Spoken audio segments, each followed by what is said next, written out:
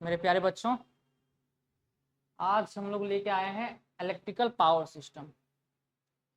First semester के electrical वाले बच्चों के लिए कुछ सिलेबस है। क्या है ये सिलेबस है जो इलेक्ट्रिकल वाले बच्चे फर्स्ट सेमेस्टर में है, इनके लिए पावर सिस्टम का सिलेबस है। पावर सिस्टम के बारे में तो थोड़ी मोड़ी चीजें आप लोग समझ में पढ़ चुके होंगे। थोड़ी मोड़ी चीजें क्या कि पावर सिस्टम में क्या क्या है, conventional energy, non conventional energy, thermal power plant. पढ़े नहीं होंगे लेकिन कम से कम देखे तो जरूर होंगे, ऐसा बात नहीं कि नहीं देखे होंगे। हम लोग का धनबाद में Maithon, Bokaro Bokaro thermal power plant, Maithon hydro power plant, ये सब सारे और भी बहुत जगह और बहुत है। तो ये सब पावर सिस्टम में। पावर सिस्टम में क्या आता है, क्या क्या इंक्लूडेड है एक्चुअली। पावर सिस्टम में आता है generation, transmission and distribution. Generation क्या होता है कि जो अभी हम लोग को लाइट आ रहा है ना, बिजली, बिजली कैसे जनरेट किया गया। क्योंकि अभी जिस तरह से रोटी कपड़ा मकान हो गया है, जिस तरह से रोटी कपड़ा मकान आदमी को जितना ज्यादा जरूरत है, इतना ही ज्यादा अभी बिजली का भी जरूरत हो गया। इतना ही ज्यादा बिजली का जरूरत है। एक दिन यदि लाइन ना रहे, बिजली ना रहे, तो क्या हो जाता है पता नहीं। सारा का सारा अर्थव्यवस्था चौपट। ठीक है ना, सारा का सारा अर्थव्यवस्था चौपट होगा। हम लोग कंट्री में एक बार ब्लैकआउट भी हुआ था। ब्लैकआउट का मतलब सिंपल सा समझ लीजिए कि एक जोन का पूरा बिजली क्या हो गया, कट आउट हो गया है, पूरा कट आउट हो गया। ठीक है ना, तो कट आउट हो गया मतलब पूरा बिजली चल गया। इससे क्या होगा कि सारा का सारा सिस्टम वगैरह, इससे रिलेटेड जितने भी मॉल वगैरह, गवर्नमेंट्स सेक्टर के जितने भी ऑफिसेस वगैरह क्या होते हैं, सारे शट डाउन हो जाते हैं। शट डाउन होने के कारण क्या होगा, बहुत ज्यादा दिक्कत है। इंडियन प्राइवेसी के ऊपर भी खतरा है। तो इसी कारण से हम लोग पावर सिस्टम में क्या पढ़ने वाले हैं कि यही सी जनरेशन कैसे जनरेट करते हैं। हम लोग क्या करते हैं, बिजली को किस प्रकार से जनरेट करते हैं और कितने तरीकों से जनरेट करते हैं। हमने कितने तरीकों का कहने का मतलब ये है कि हाइड्रो से कर सकते हैं, गैस से कर सकते हैं, डीजल से कर सकते हैं, न्यूक्लियर से कर सकते हैं, वाइंड से कर सकते हैं, टाइडल एनर्जी, ज्वार भाटा, ये तो समुद्र में आप लोग देखे होंगे, इससे भी हम लोग यूज करके बना सकते हैं। अभी नया नया हम लोग क्या करते हैं, अब क्या है, सोलर एनर्जी भी लोग कर दिए। ठीक है ना, सोलर थर्म क्या कहते हैं, जियो थर्मल एनर्जी, ये भी हो गया है। ठीक है ना, तो इससे भी निकाल सकते हैं। तो बहुत सारा क्या कहते हैं, बहुत तरीका, यही सब तरीके के बारे में हम लोग समझेंगे। बायोफ्यूल्स, बायोफ्यूल्स, बायोगैस हम लोग पढ़े ना, तो बायोगैस के द्वारा कैसे हम लोग क्या कहते हैं, जनरेट करते हैं। तो इसी के बारे में हम लोग पावर सिस्टम में पढ़ने वाले हैं। सिंपली सा यही है। ठीक है ना, तो पावर सिस्टम्स के बारे में जानने से पहले क्या है कि पावर सिस्टम को समझना जरूरी है कि पावर सिस्टम एक्चुअली में क्या है। ठीक है ना, कि ये समझना कि ये पूरा का पूरा एक नेटवर्क है। क्या ये पूरा का पूरा नेटवर्क है, जहां से बिजली बन रहा है। बनने के बाद यहाँ पे बनता है, तो बिजली बनता है तो कितना वोल्ट बनता है, 11 केबी तक बनता है। 11 केबी, कहीं कहीं पे 6.66 केबी, 66 केबी कहीं नहीं, 11 केबी तक बनता है, या फिर 6.6 केबी, ठीक, इतना तक बनता है। 11 केबी तक बन रहा है। लेकिन हम लोग के घर में तो आता है 44 के 440 आता है ना, हम लोग के घर में तो 440। तो 11 केबी और 440 बीच में कितना सारा रास्ता, क्या क्या मेरा जो ये जनरेशन का जो ये सिस्टम नेटवर्क फ्लो कर रहा है, ये सारा का सारा किसमें अंदर आता है, पावर सिस्टम के अंदर आता है। मतलब जनरेट हुआ, जनरेशन का पोर्शन, चाहे किसी से भी जनरेट हो, थर्मल से हो, आपका हाइड्रो से हो, चाहे आपका क्या कहते हैं न्यूक्लियर से हो, डीजल से हो, ठीक है ना, सी से हो, ठीक है ना, किसी भी तरीका से हो। लेकिन क्या है कि ये हो गया जनरेशन, यहां से हम लोग जनरेट कर लिए। अब क्या है कि जनरेट कर दिए तो जरूरी थोड़ी ना कि हम हाइड्रो पावर प्लांट मेथन में है तो चलो धनबाद को बिजली मिल जा रहा है। धनबाद को तो बिजली मिल जा रहा है क्योंकि धनबाद से नजदीक है मेथन, चलो आराम से मिल जा रहा है। लेकिन यही बिजली बोकारो को जाना होगा, बोकारो को जाना होगा तो बोकारो को कैसे भेजेगा, ये भी तो समझने वाली बात। तो इसके बीच में आता है कि बिजली जो पावर है, हम लोग जो पावर जनरेट किए हैं, किसका हेल्प से, हाइड्रो थर्मल, इस सब से हेल्प से। तो इसको हमको लेके जाना है लोड के पास। लोड क्या है, बोकारो सिटी लोड तो ही है। है, फ्रीज उरीज एसी, लाखों लाखों फ्रीज जुड़ा होगा बोकारो में, तो ये सब लोड तो ही है। तो इन लोगों को क्या करना है, ये पावर जो हम लोग जनरेट किए इसको कहाँ लेके जाना है, लोड तक। तो लोड तक ले जाने के लिए क्या करते हैं हम लोग, बहुत सारा ट्रांसमिशन फॉलो करते हैं। क्या करते हैं, जो 11 kb हम लोग क्या करते हैं जनरेट किए, जनरेट करने के बाद इसको स्टेप अप करते हैं, क्योंकि स्टेप अप करना बहुत ज्यादा जरूरी है। जरूरी किस लिए, क्योंकि ट्रांसमिशन में वोल्टेज का भी लॉस होता है। क्या होता है, वोल्टेज का ड्रॉप होता है। तो जितना ज्यादा हाई वोल्टेज रहेगा इतना क्या होता है, हाई वोल्टेज, तो करंट क्या हो जाएगा मेरा, क्या कहते हैं, थोड़ा हाई वोल्टेज करते हैं तो करंट मेरा क्या हो जाएगा, कम हो जाएगा। और करंट कम हो जाएगा तो हम लोग का कॉपर लॉस कम हो जाएगा, लॉसेस बहुत ज्यादा डिक्रीज कर जाता है। इसका आंसर दूर दूर तक ट्रांसमिशन के लिए, दूर दूर तक ट्रांसमिशन के लिए, यदि लंबे दूरी तक हम लोग को लाइन्स को ट्रांसफर, पावर को ट्रांसफर करना है तो वोल्टेज को हम लोग इंक्रीज कर देते हैं, तो आराम से। फिर इसके बाद क्या करते हैं, इसके बाद सब स्टेशन लगा होता है। सब स्टेशन क्या करता है, बस यही जो हम लोग स्टेप अप करते हैं वही स्टेप अप को क्या करता है, ये स्टेप डाउन करता है। क्या करता है, ये स्टेप डाउन रखता है। फिर स्टेप डाउन करने के बाद जो हम लोग सब डिस्ट्रीब्यूशन स्टेशन लगे रहते हैं, यही स्टेप डाउन 60, मान लीजिए कि 66 में किया, क्या किया, 66 kV में तक कर दिया, या फिर 33 kV तक कर दिया सब स्टेशन। और यही 33 kV क्या करता है, हम लोग का डिस्ट्रीब्यूशन सब स्टेशन में जाता है। Distribution sub station, distribution sub station मतलब हर एक डिस्ट्रिक्ट में तो बहुत सारे होते हैं, तो बस समझ लीजिए कि एक लोकल लोकल प्लेस में, हर एक लोकल प्लेस में, यदि हम सिटी का बात कर रहे हैं तो हर एक लोकल प्लेस में आपका छोटा छोटा डिस्ट्रीब्यूशन सब स्टेशन होता है। इसका काम क्या होता है कि जो 33 kb और 33 kb और 66 kb जो पावर सब स्टेशन से जो आ रहा है स्टेप अप स्टेप डाउन होने के बाद, उसको क्या करता है और ज्यादा स्टेप डाउन करना। स्टेप डाउन क्यों करना, क्योंकि स्टेप डाउन करके हम लोग को घर तक, हम लोग को क्या 11 kb तक कन्वर्ट कर देना। क्या करना, 11 kb तक कन्वर्ट कर देना स्टेप डाउन। अब स्टेप डाउन कर दिया, अब तो बोलेंगे कि 11 kb, अब क्या हुआ, अब 11 kb तक हो गया, 11 kb तो थोड़ी ना हम लोग घर में यूज करते हैं। अब 11 kb का मेन रीजन ये है कि 11 kb 4440 ही क्यों नहीं करता, क्योंकि पहली सारी बात है कि रेशियोज बहुत ज्यादा डिफर कर जाएगा। और दूसरी बात है कि 11 kb का हम लोग क्या करते हैं, जनरली सारा का सारा लाइन ट्रांसमिशन करते हैं, ताकि जो बड़े बड़े बिल्डिंग्स हो, बड़े बड़े बिल्डिंग्स, जो बड़ा बड़ा बिल्डिंग्स होता है, मॉल्स होता है, इन लोग को 440 में नहीं चलता है, 440 में इन लोग वर्क नहीं कर पाता है। धनबाद में बात करते हैं यदि प्रभातम का, आपका क्या कहते हैं बिग बाजार का, तो इन लोग को 11 kb का सोर्सेज चाहिए। क्या चाहिए, 11 kb का, क्योंकि बहुत सारे इक्विपमेंट है, बहुत कुछ चलाना रहता है। तो यहाँ से अब इसके लिए तो इंडिविजुअली ट्रांसफार्मर वगैरह तो नहीं ना लगाएगा, इसका से 11 kb जो निकला हम लोग का ट्रांसफार्मर, जो डिस्ट्रीब्यूशन ट्रांसफार्मर से, वहां से क्या किया, वो 11 kb मोल को भी दे दिया।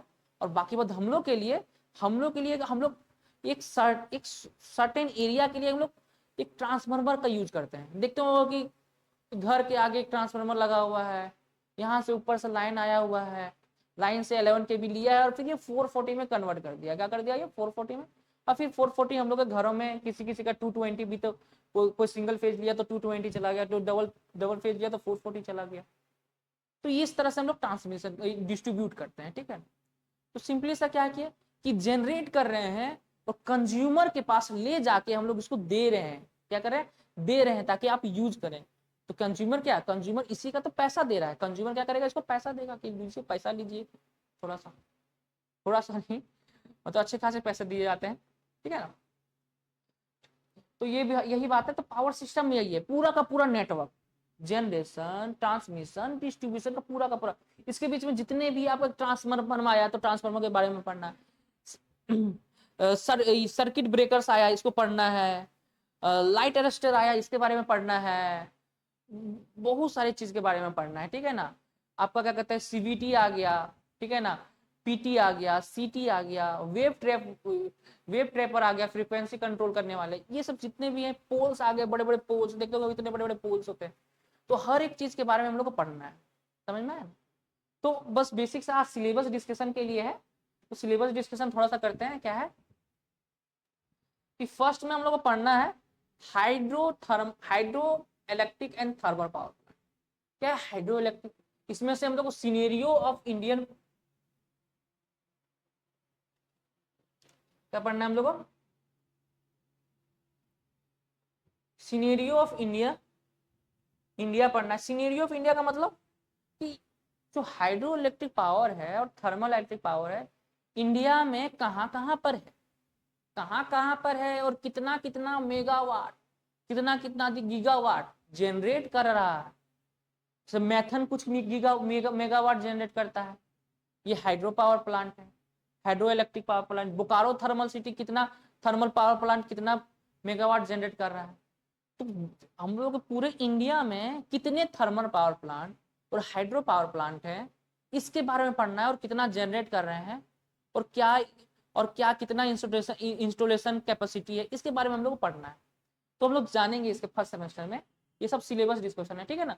तो देखिए पावर सिस्टम से ये जनरेशन का हो गया, ट्रांसमिशन है और डिस्ट्रीब्यूशन है, जिस तरह से बताया था आपको, ठीक है। Importance of electric power generation, sources of energy available in nature, कि जो कितने नेचर में कितने तरह के सोर्सेस अवेलेबल हैं।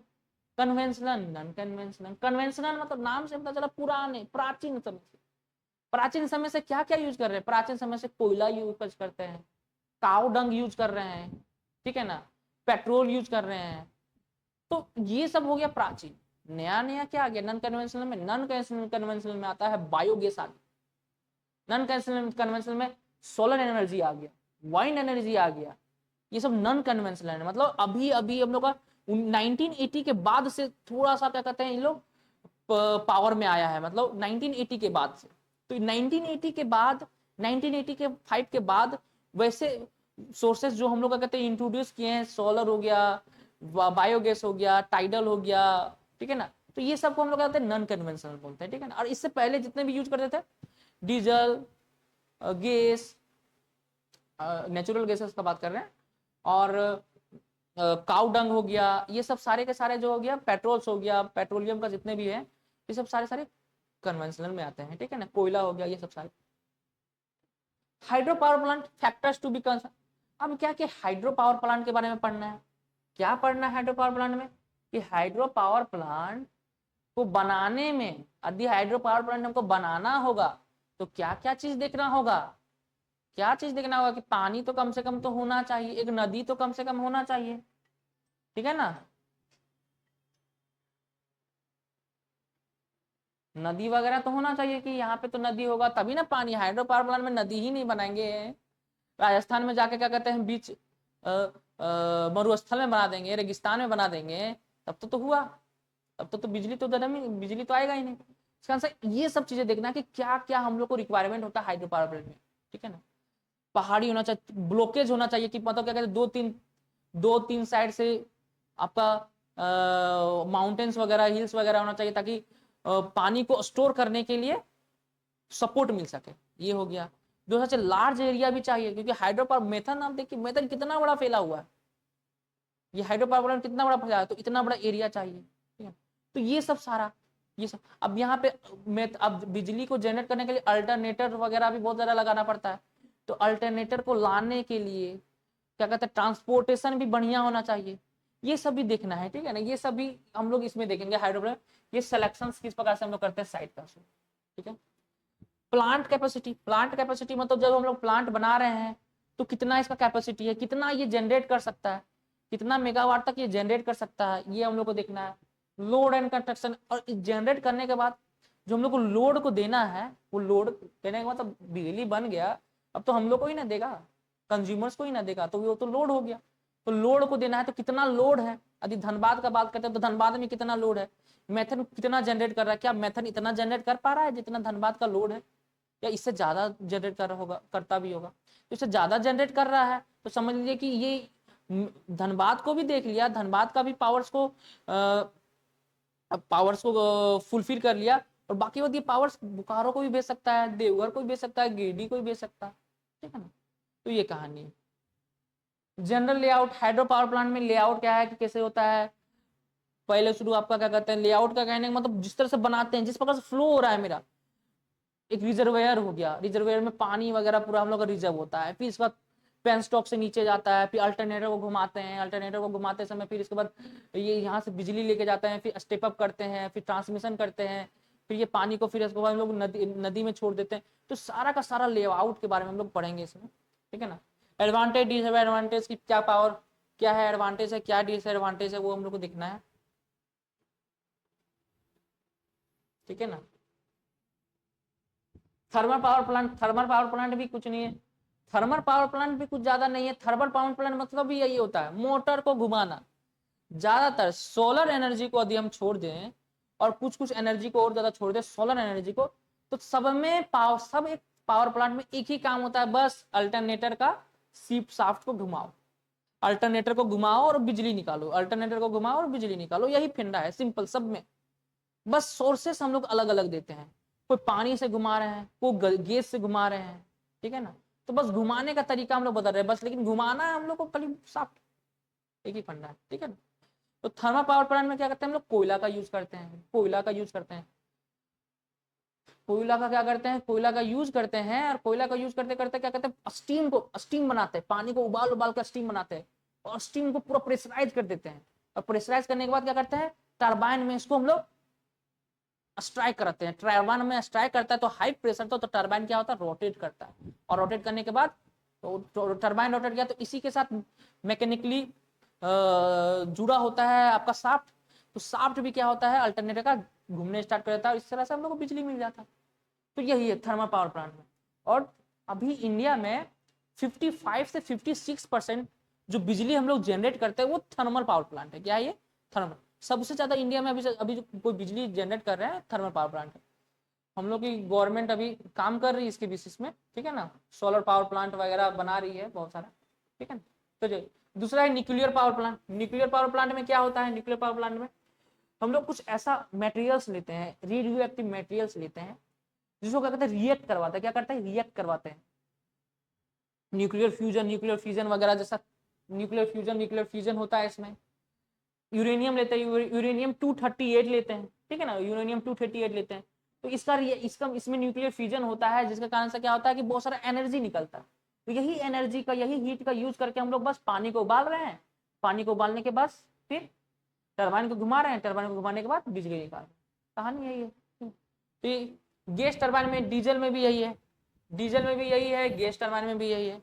क्या है, डीजल में भी यही है, गैस टरबाइन में भी यही है। डीजल में भी क्या करते हैं, गर्म करते हैं डीजल में, डीजल वाला आईसी इंजन है, डीजल पढ़े होंगे ना आप लोग, वो सारे के सारे क्या होते हैं, डीजल इंजन वो ही है। गैस टरबाइन, गैस वाला भी यही कहानी है, नेचुरल गैसेस, जो पेट्रोलियम से जो गैसेस निकलता है इसका यूजेज करते हैं हम लोग जनरली टरबाइन को घुमाने में, ठीक है ना। तो ये हो गया। दूसरा हम लोग पढ़ने वाले हैं ये न्यूक्लियर पावर प्लांट का कंस्ट्रक्शन, किस प्रकार से हम लोग कंस्ट्रक्ट कर सकते हैं इसको, न्यूक्लियर पावर प्लांट किस प्रकार से कंस्ट्रक्ट किया जाता है, क्या क्या इसमें, क्या क्या रिक्वायरमेंट होता है इसको कंस्ट्रक्ट करने में।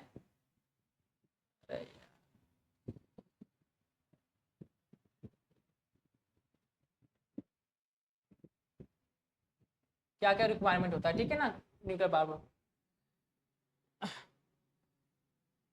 न्यूक्लियर पावर प्लांट में क्या होता है, जो वेस्टेज वगैरह होता है, क्या होता है, वेस्टेज वगैरह होता है, इसके बारे में हम लोग पढ़ेंगे। क्या वेस्टेज निकलता है इसमें न्यूक्लियर पावर प्लांट में, जो यूरेनियम वगैरह जनरेट हुआ, कुछ रेडियो एक्टिव मटेरियल्स भी होता है, इसको इसको कम करने के लिए हम लोग हैवी वाटर से इंपोर्ट करते हैं रिएक्शंस के ऊपर। तो ये सब भी हम लोग इसके बारे में जानेंगे सारा। और कंपेरिजन भी पढ़ेंगे, कंपेरिजन मतलब दोनों के बीच में पढ़ेंगे कि क्या क्या समानता है, क्या क्या डिफरेंस है, ये सब पढ़ेंगे किसके किसके बीच में, थर्मल पावर प्लांट और न्यूक्लियर पावर, और कौन ज्यादा बढ़िया है। क्योंकि इसमें हम लोग पढ़ने वाले हैं कि किसमें ज्यादा कॉस्ट होता है, किसमें इनिशियल कॉस्ट किसमें ज्यादा होता है, किसमें रनिंग कॉस्ट किसमें ज्यादा होता है।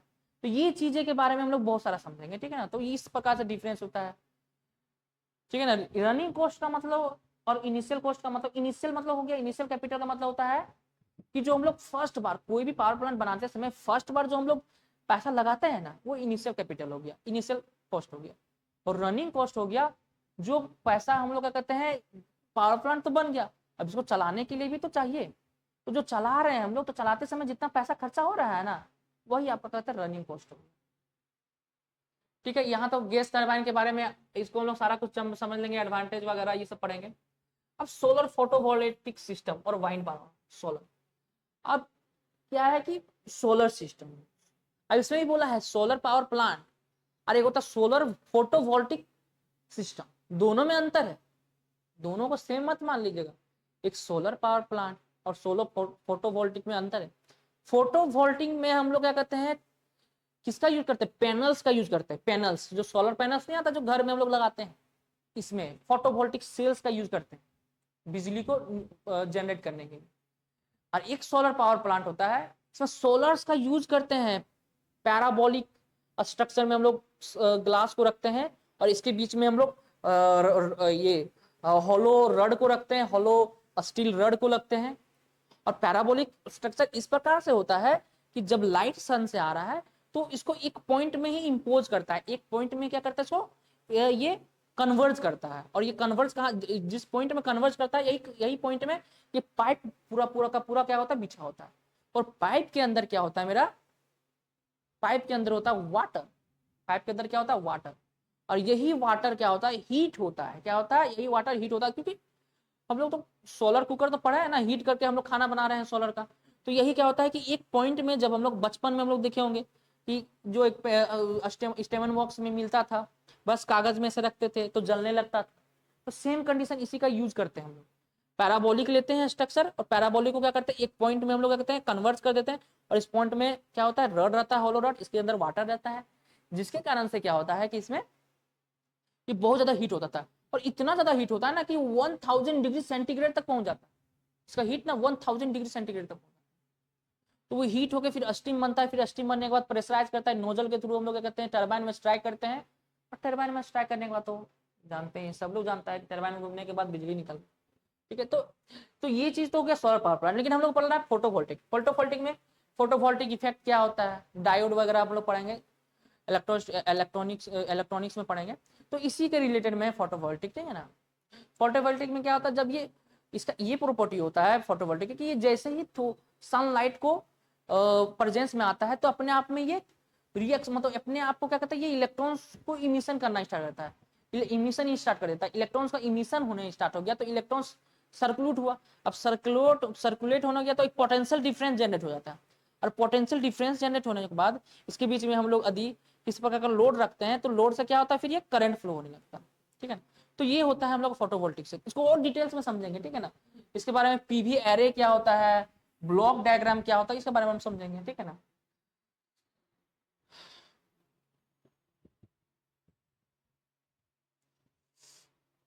अब वाइन एनर्जी क्या है, वाइन एनर्जी बड़ा बड़ा सा, गुजरात राजस्थान साइड में जाइएगा, उड़ीसा साइड में जाइएगा, कोस्टल एरिया में जाइएगा तो बड़ा बड़ा सा टरबाइन लगा रहता है, बड़ा बड़ा सा 3 गो पंखा रहता है, इसको घुमा रहे हैं। ज्यादा नहीं, 5 किलोमीटर पर आवर्स का स्पीड से, 30 किलोमीटर 25 किलोमीटर का पर आवर का स्पीड से ही इतना ही घुमाते हैं। इतना ही का स्पीड में एयर को घुमाते हैं। और इसमें क्या होता है, इसका शाफ्ट से जुड़ा रहता है अल्टरनेटर। और अल्टरनेटर को बस क्या होता है, अल्टरनेटर का शाफ्ट को घुमा रहा है तो बिजली निकल रहा है। वही करते हैं हम लोग। पहले के जमाने में क्या करते, इसका यूज चक्की में करते थे, आटा चक्की समझते हैं। हाँ, अभी तो डीजल वगैरह आ गया है।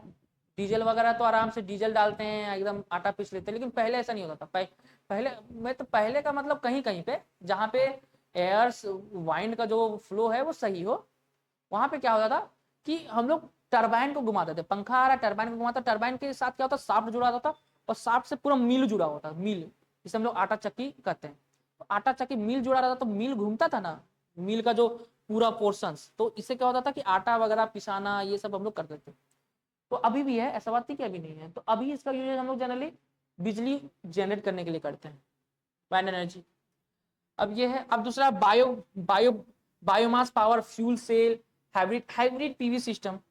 हाइब्रिड पीवी सिस्टम क्या होता है, बायोमास पावर समझती है, बायोडिग्रेडेबल, बायो जो गैस, बायो जो आपको क्या कहते हैं, तो ये सड़ा गला फल सब्जी, हम लोग क्रॉप्स वगैरह जो वेस्टेज होता है इसको हम लोग गला उला के, ठीक है ना, काउ डंग को गला उला के हम लोग इससे क्या करते हैं, इसको डिग्रेड करके, डिग्रेड करने के बाद हम लोग इससे हम लोग मीथेन गैस जनरेट करते हैं और मीथेन गैस का यूज करते हैं।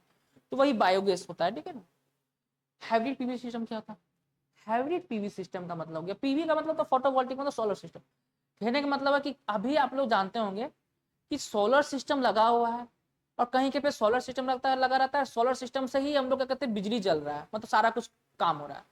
जैसे ही सोलर सिस्टम खत्म हुआ, मतलब जैसे ही रात हुआ, जैसे सारा का सारा रुक गया, सारा का सारा खत्म हो गया, कोई कुछ नहीं। लेकिन हाइब्रिड में क्या होता है कि आपको जनरेशन का तो फैसिलिटी रहता है, ऊपर से ऊपर स्टोरिंग का भी फैसिलिटी रहता है। क्या रहता है, स्टोरिंग।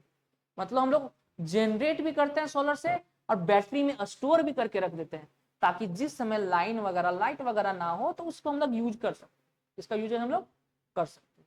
समझ में आया ना, रात के समय में। तो इस सिस्टम को बोलते हैं हम लोग हाइब्रिड सिस्टम। क्या बोलते हैं इसको? Hybrid system. इसके बारे में हम लोग बढ़िया से समझेंगे, ठीक है ना। बायो एनर्जी क्या होता है, ये सब हो गया। अब क्या है, यही है chemical energy sources, chemical energy fuel cells, working fuels classification, ये सब पढ़ेंगे। हाइब्रिड पीओ सिस्टम, ये भी हम लोग थोड़ा थोड़ा जान लिए। और है economics power generation, economics power generation. इसमें हम लोग पढ़ने वाले हैं कि जो पावर जनरेशन हो रहा है तो ये इकोनॉमिकली कितना बढ़िया है और कहाँ कहाँ पे पैसा जा रहा है पावर को जनरेट करने में, किस किस, यदि हम एक पावर प्लांट को कंसिडर करते हैं, थर्मल पावर प्लांट को, तो कहाँ कहाँ पे पैसा खर्चा हो रहा है।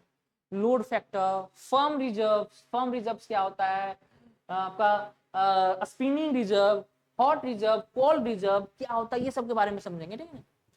फर्म रिजर्व मतलब क्या कहते हैं, कितना ज्यादा कैपेसिटी ऑफ प्लांट्स जिसमें हम लोग क्या कहते हैं जो जनरेट कर सकता है, कितना करता है, जितना ये एनर्जी को जनरेट कर सकता है वो हो गया, जितना ये रिजर्व करके रखा है, जितना ये कैपेसिटी रखा हुआ है। फर्म रिजर्व क्या होता है, जितना ये प्लांट रिजर्व करके रखा हुआ है, जितना से ये जनरेट कर सकता है एनर्जी को, उसको बोलते हैं firm reserve. Cold reserve, cold reserve के बारे में भी समझेंगे, हॉट रिजर्व के बारे में भी समझेंगे, सारे के सारे बारे में समझेंगे, ठीक है ना। Base load, peak load. Base load क्या होता है, पीक लोड। बेस लोड एक तरह से समझिए एवरेज लोड, ठीक है ना। बेस लोड का मतलब होता है एवरेज लोड, कि मतलब यदि हम लोग धनबाद का बात करते हैं तो धनबाद में क्या होता है कि एवरेज लोड कितना है, मान लीजिए कि 100 मेगावाट तक, 100 मेगावाट तो हाँ 10 मेगावाट 20 मेगावाट तक जा रहा है, 20 मेगावाट एवरेज है। कभी 18 हो जाता है, कभी 20 हो जाता है।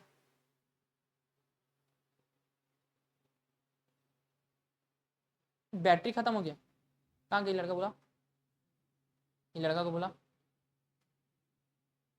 अरे यार कितना बढ़िया क्लास चल रहा था।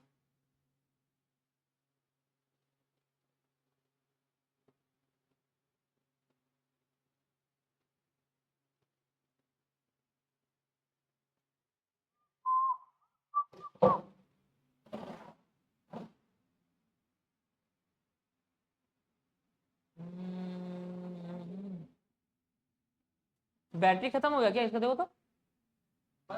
हाँ बैटरी स्टोरेज बोला